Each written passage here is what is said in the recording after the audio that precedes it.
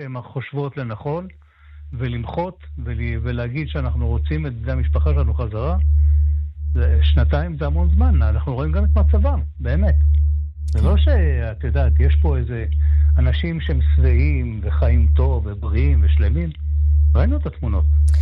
אתה מבין לאן בדיוק, מה המטרה עכשיו של הפעולה הצבאית החדשה הזאת? לאן בדיוק פנינו, והאם ככה אנחנו נצליח למוטט את חמאס?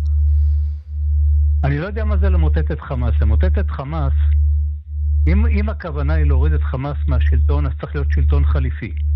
שכרגע אף אחד לא מדבר עליו ואין שום דבר באופק, לפחות ממה שאני מכיר. עצם העובדה שיושב נשיא ארצות הברית עם יועציו ומנסים לגבש תפיסה של היום אחרי, דבר שלא נעשה בממשלת ישראל עד היום. לא רוצים לדבר על זה. לא רוצים לדבר על היום שאחרי. אז מי יחליף את שלטון החמאס? מחר השלטון החמאס ייפול. מה תהיה החלופה? שיהיה ממשל צבאי? האם יש לנו באמת את היכולת, גם מבחינה צבאית, לפרוס שם הרבה מאוד כוחות, ולשלם הרבה מאוד כסף, כי אנחנו נצטרך לדאוג לתברואה, ולסניטציה, ולחשמל, ולמים, ולביוב, ולחינוך. מאיפה יבוא כל הכסף הזה?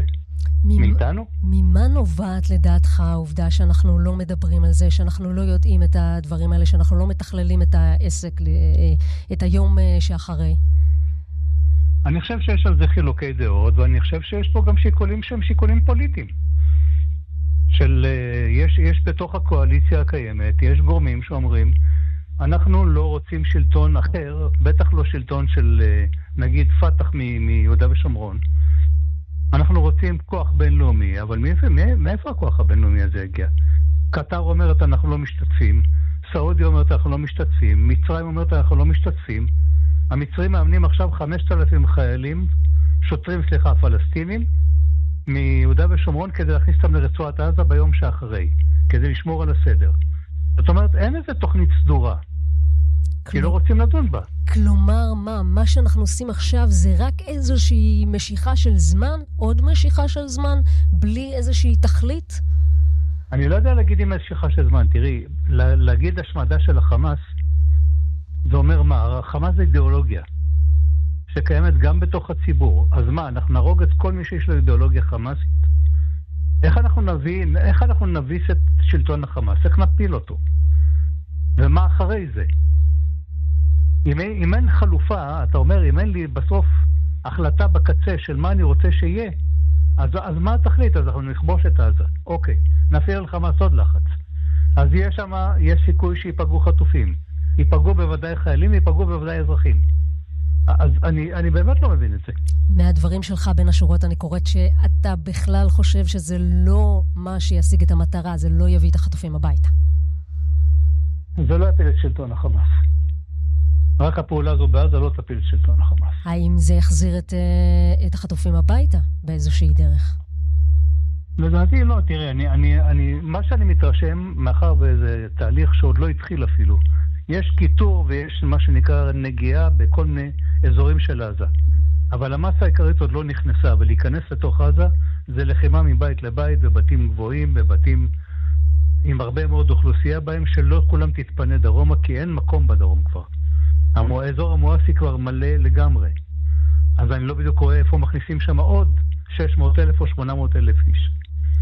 כן, למשוואה הזאת אני רוצה להכניס גם את הכסף. אתמול מפרסמת ליאל קייזר אצלנו במהדורה את העלות, עוד משהו כמו 25 מיליארד שקל, ככה זה מה שיעלה עכשיו לשנה הזו. בדיוק הכיבוש של עזה, התוכנית הפעולה החדשה, כאשר המשמעות כמובן תהיה קיצוץ בכל המשרדים האחרים. כיבוש כל עזה שווה את המחיר, אפילו המחיר הכלכלי? תראי, אם אנחנו נגיד שהשנה הזו, ה-20-25 מיליארד דולר, זה יהיה בשנה הזו כמובן. על זה מדברים. כן. מה יקרה ב-2026? הרי מלחמה תגלוש ל-2026. ואם אנחנו הולכים שם לממשל צבאי, אז זה עוד הרבה מאוד כסף שיצטרכו להשקיע. אני לא יודע על חשבון מה. ממה אפשר כבר לקצץ? או להטיל עוד מיסים על האוכלוסייה? לא מספיק כולנו משלמים. אנחנו משלמים גם ככה המון כסף. כן, אבל תראה, יש מי שאומרים שזו ההזדמנות, זו ההזדמנות האמיתית להכריע את חמאס, למוטט את השלטון, סוף סוף לשים קץ לשלטון חמאס. זה אולי, אתה יודע, אולי הם יודעים מה שהם מדברים, ועכשיו זאת ההזדמנות, ואנחנו נפספס אותה אם לא נעשה את זה. ההזדמנות הזו קיימת כבר שנתיים, היא לא קיימת מהיום. זה התחיל ב-27 באוקטובר, כשהתחיל התמרון היבשתי בעזה, כשנכנסו כוחות ראשונים. אני מדבר 27 באוקטובר 2023. ואנחנו כבר עכשיו שנתיים אחרי. ועוד לא הכרענו שום דבר בעזה. נכון, פגענו קשה במסגרות הלוחמות של חמאס. חמאס שינה את דרך הפעולה שלו, הוא עכשיו עובד פועל מולנו במלחמת גרילה. זה יכול להיות קנות שיוצאות, פוגעות, עושות נזק וחוזרות חזרה לפירים שלהם או למנהרות שלהם. ואנחנו רואים את התוצאות. יש לנו נפגעים, ואם ניכנס עכשיו ללחימה מסיבית בתוך עזה, יהיו עוד יותר נפגעים, כי יש שם הרבה מאוד דברים תת-קרקעיים, הם מוכנים, הם מחכים לזה, הם מתארגנו לזה הרבה מאוד זמן. כן. טוב, בוא נדבר קצת על כוחות המילואים, על הלוחמים, אלה שאמורים להילחם, כי בכל זאת אתמול קרה דבר גדול, עשרות אלפי, נכון. גל של עשרות אלפי אנשי מילואים גויסו מחדש, אבל תראה, יש לא מעט שהם עייפים, שחוקים, למרות התחושה שמדברים על מורל בשמיים. כאלה שהמשפחות שלהם לא מתפקדות, שהם אולי סובלים מטראומה. עד כמה אפשר לדעתך, מהניסיון שלך, לדחוק אותם אל קצה גבול היכולת האנושית? אני חושב שאנחנו די קרובים לזה. תראי, אחוזי התייצבות, לפחות עד עכשיו, עד הגיוס הזה, התחילו לרדת באופן משמעותי ביחידות המילואים. עצם העובדה שמתחילים לפרסם מודעות דרושים בעיתון, של תבוא להיות בתפקיד כזה וכזה, בגדוד כזה וכזה. באמת, לאן הגענו? לאן הגענו? אנחנו מגיעים, אנחנו מתחילים לפרסם עכשיו מודעות, בוא תתגייס לצה"ל, בוא תתגייס עכשיו לחיל הזה, או לגדוד הזה. זה נראה לי הזוי. לא היה לנו דברים כאלה מעולם. כשהייתה מלחמה, כולם התייצבו בתחילת המלחמה, יחידות המילואים התייצבו מלא, כולם באו בקיבולות של 100 ו-110 ו-112%, ועכשיו אנחנו יודעים ל-40, 50%, 60%. אז המסגרות לא מלאות, אנשים שחוקים, עסקים בבית קורסים, המשפחות קורסות, וקוראים להם עוד פעם ועוד פעם, ובסוף זה אותם אנשים.